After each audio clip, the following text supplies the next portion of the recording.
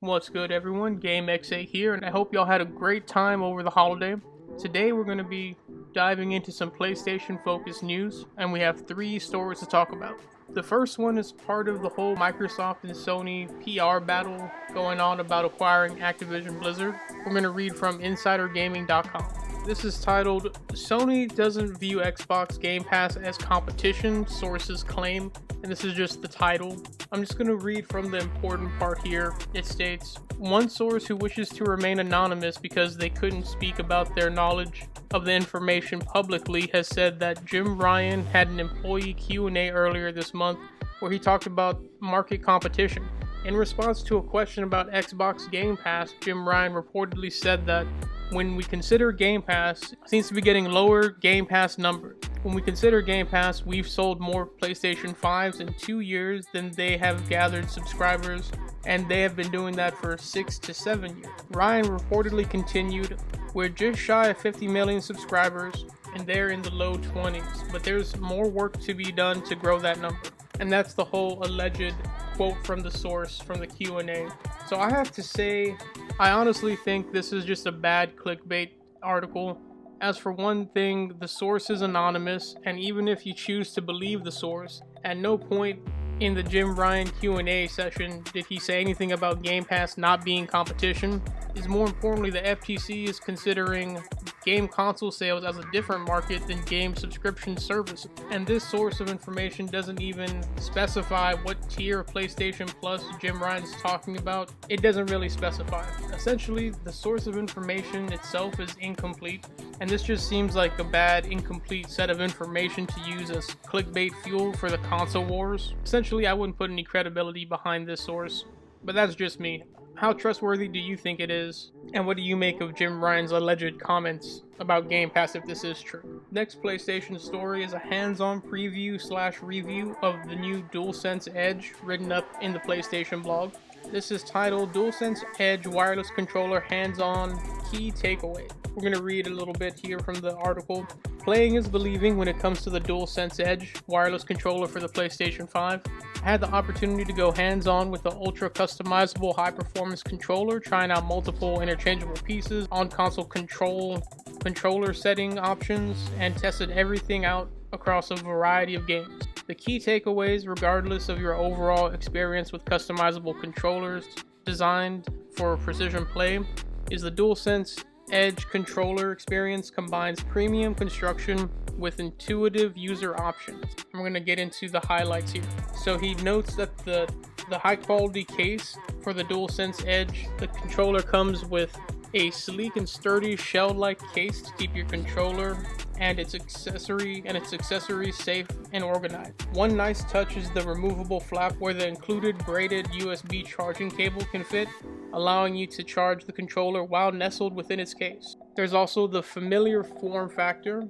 So close inspection of the DualSense Edge controller reveals subtle examples of its premium build quality, such as increased surface area for the grippy white plastic around the handles and extra texture on the touchpad and triggers. But it's essentially the same DualSense that we've grown to know and love. The next feature they talk about is the adjustable trigger length. Players can adjust the length of the triggers with built-in switches for both R2 and L2, and they're talking about how long it takes to pull down the trigger before you get a reaction from the game you're playing. They give an example here. One example from my time included jumping from God of War Ragnarok, where I wanted the full range of the R2 button, to then playing Call of Duty Modern Warfare 2, where clicking onto a shorter trigger length helped me shoot faster. Then they're talking about the switchable stick caps. The DualSense Edge controller features 3 sets of stick caps that make quick customization easy.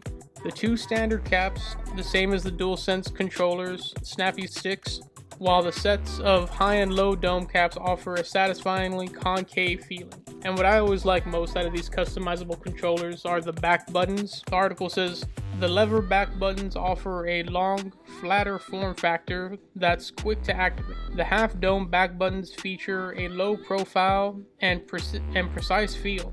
They open up new options for button configuration. And that's the biggest selling point in my opinion for these customizable controllers. or one of them. If I can get a controller with just back panels, I think I would get that at a lower price than with all this extra stuff.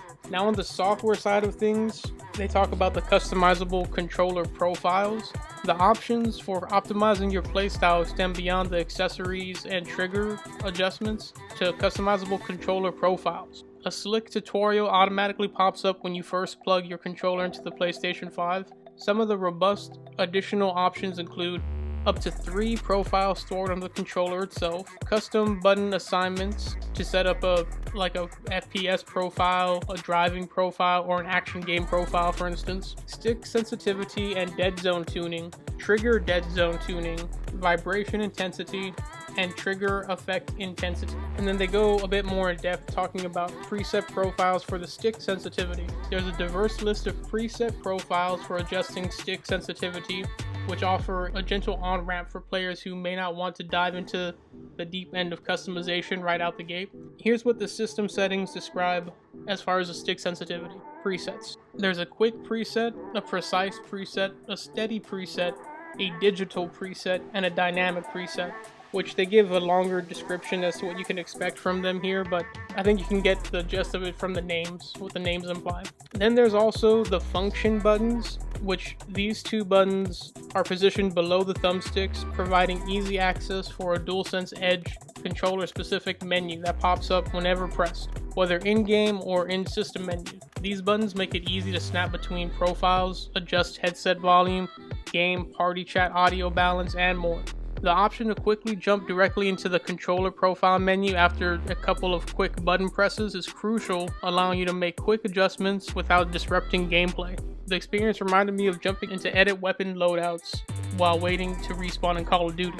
And then just to summarize or wrap it up here, the article states, heading into my hands-on experience with a DuelSense Edge controller, I expected to be impressed by top quality engineering and cool physical controller customization options. What surprised me was the intuitive on-console tutorial and frictionless menu navigation thanks to the function buttons. Whether you're a competitive player looking for every edge or simply interested in maximizing your gameplay options in your favorite games, the DuelSense Edge controller is poised to deliver when it releases January 26th. So aside from the price, this sounds great. And it's not that I think the controller isn't worth it, I just can't justify the cost for how I play games, as I'm not really a Twitch first-person shooter player, but I would definitely enjoy the back buttons and other options for customization. I've never bought a customizable controller either, so I don't know if the tutorials and the other software side features to help you use the controller are unique to the DuelSense Edge, but it sounds like a great idea to help you get the most out of your investment as easily as possible. All things considered, I might buy a DuelSense Edge one day, but not anytime soon probably. But that's just me. Drop a comment if you're thinking about picking up a DuelSense Edge yourself or not.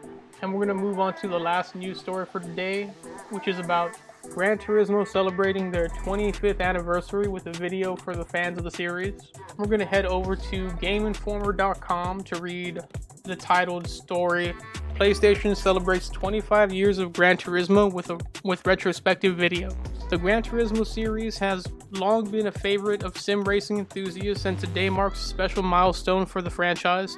Gran Turismo, the real driving simulator, was released on PlayStation in Japan on December 23rd, 1997, meaning that the series has officially crossed the quarter-century mark. To celebrate 25 years of Gran Turismo, PlayStation released a special blog post and a retrospective video.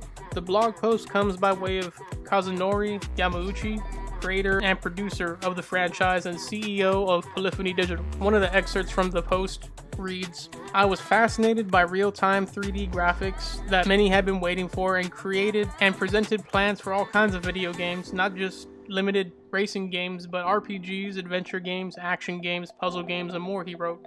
As a result, Gran Turismo took a more fantasy racing game format in the Motor Tune Grand Prix, becoming one of the first-party titles for PlayStation.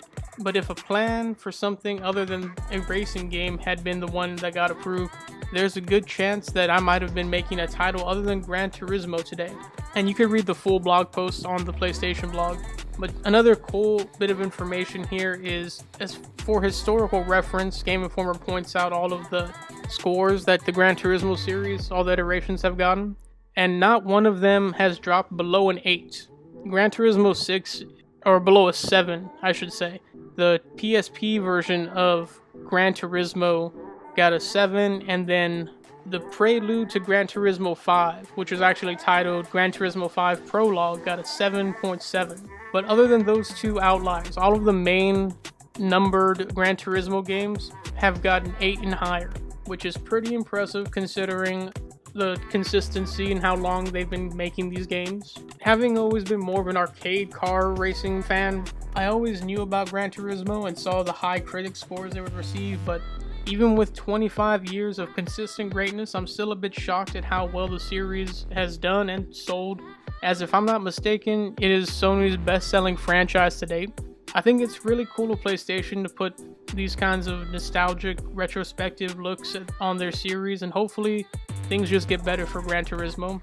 I would be curious to know what someone who's played most of the Gran Turismo games thinks about the series' current direction, and if you have any comments or thoughts, let me know down in the comment section below.